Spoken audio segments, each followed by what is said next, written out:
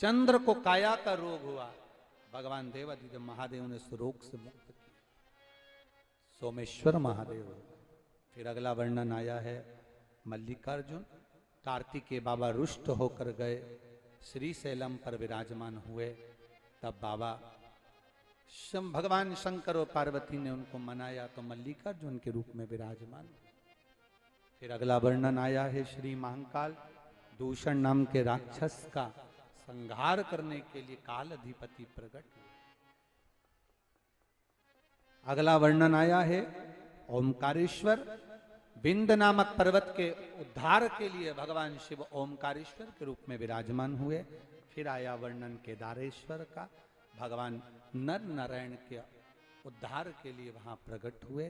फिर अगला वर्णन है भीमाशंकर, कुंभकर्ण की धर्म पत्नी करकटी का पुत्र भीम, भीम का संहार करने के लिए बाबा प्रकट हुए, भीमाशंकर बनकर प्रकट हुए। अगला वर्णन है श्री काशी विश्वनाथ, मनु शत्रुपा के लिए भगवान काशी में विराजमान हुए। फिर वर्णन है श्री त्र्यंबकेश्वर,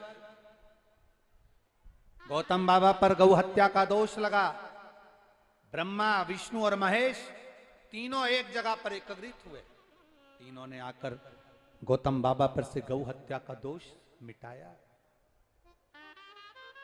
कार्तिक के महीने में जो 21 तारीख से 25 तारीख तक नासिक में कथा है, त्र्यंबकेश्वर बाबा के पावन चरणों में आप और हम दामोदर मास में, कार्तिक मास में सिर पर अगर कोई पाप कर्म भी होगा तो बाबा की 5 दिवसीय कथा से हमारे मस्तक का पाप भी धुल जावे, ये भाव से सेवन।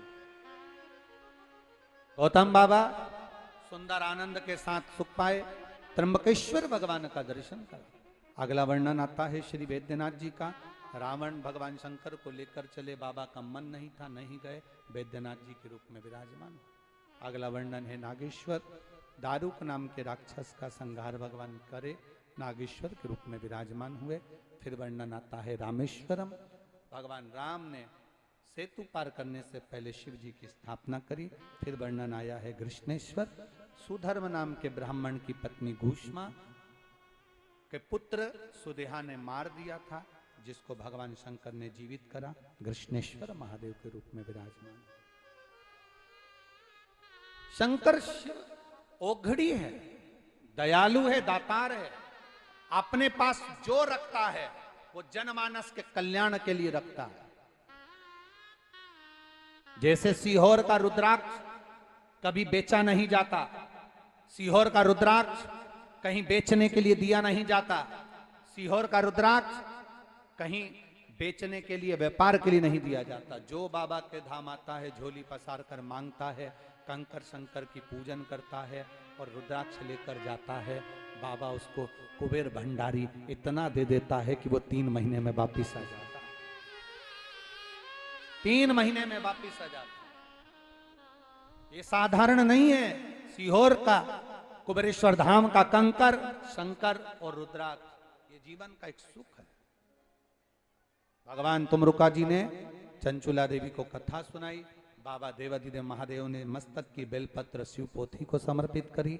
भाव के साथ में देवादिदेव महादेव माता पार्वती जी से भाव से कहते हैं, ये कथा कलिकाल में जनमानस के कल्याण का विषय है।